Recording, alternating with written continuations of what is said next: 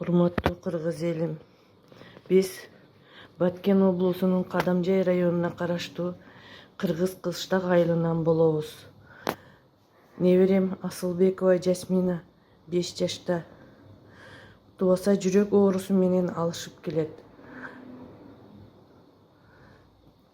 Биринчи операциясын Бишкек шаарында 2022 жасатканбыз.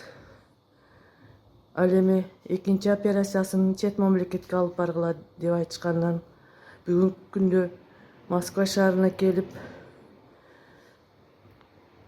Морозовский клиникасында лечение алдык. Андан соң